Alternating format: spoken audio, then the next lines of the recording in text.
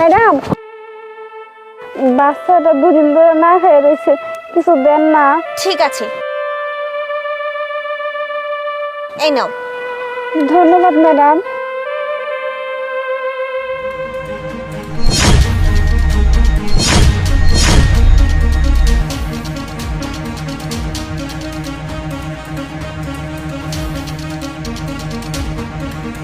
দাঁড়া দাঁড়া বলছি, এই দাঁড়া, এই দাঁড়া দাঁড়া বলছি।